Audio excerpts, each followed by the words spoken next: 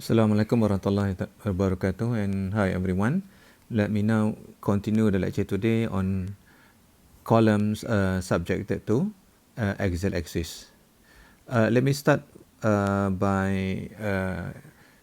looking at the failure mode of a column subjected to axial load, where the axial load is actually acting on the centroid of the column. There are four types of failure that could happen, and number one is when the column is short. Number one, when the column is short, then squashing might happen. Number two, when the column is slender, very slender, then overall flexure buckling would be possible to happen. Number three is actually the torsional buckling, where you can see here that what is just like what happened in the lateral torsional buckling of a beam. And finally is the local buckling due to the thin element of either the flange or the web. Okay, compression member subjected to, in this case is only subjected to axial only, as a compression only, and there is no bending. However, in practical, real columns are subjected to ascendances of the axial load, meaning to say that there are the columns, the load are not acting exactly on the centroid, and there is a transverse forces, for example, due to lateral through the transverse forces. And we need to distinguish what type of the columns, whether it is stocky or slender. So if it is a slender column, that is easy to avoid, it's easy to design, because it's just failed due to shortening, and is not affected by by overall buckling. As such, the formula used to avoid stocky column is just very straightforward, which is actually the NED must be less than or equal to the axial capacity of axial load, which is the NCRD, and NCRD, the design resistance of the compression. And it's a straightforward formula where the NCRD is equal to AFY divided by the gamma m naught, where for class 1, 2, and 3. And you can see that this formula is actually is equivalent to the value of stress is equal to P over A for a short column. For the slender column, is a bit different, where it fails because of buckling, elastic buckling.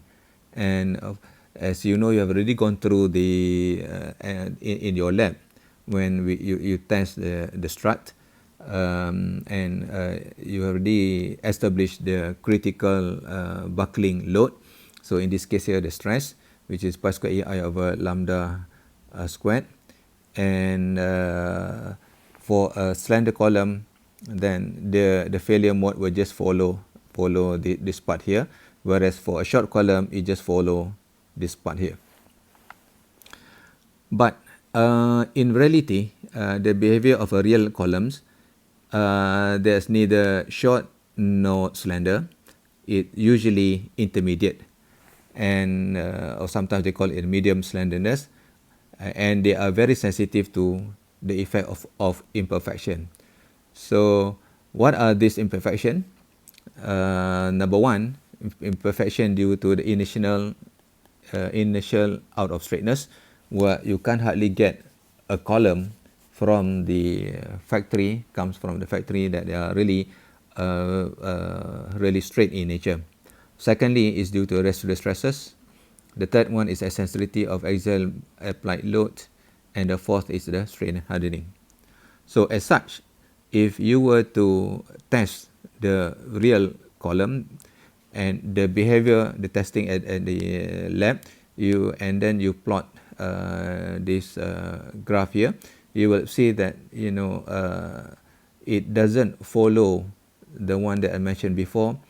For a slender column, it only through the formula that is for slender column, it can be only applied at the region here, and for the shorter column, which is the it can apply here.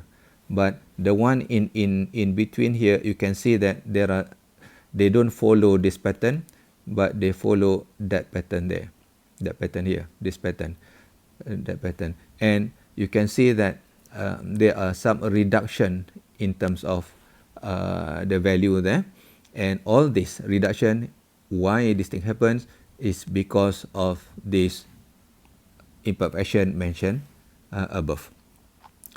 Now, how do you cater for this? So this is where the code of practice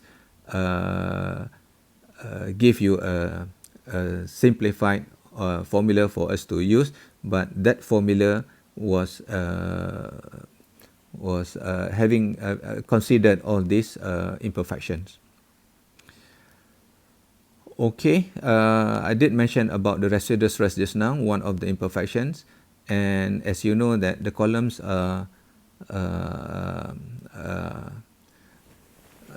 manufactured, and how they are being manufactured, they are being heated to a very high degree of Celsius, about 1600, and then they go through a cooling process. So when it's cool, it doesn't go back to the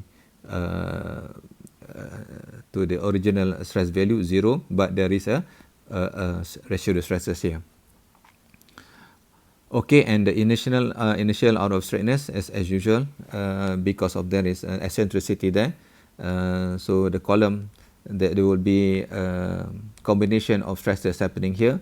One, because of the P over A, which is stresses due to axial load, and this one is due to the residual stress just now, residual stress, and then this one is due to bending. So at the end, this will be the resultant stress that will be happening to that particular column. So this is where the formula that is being developed is based on this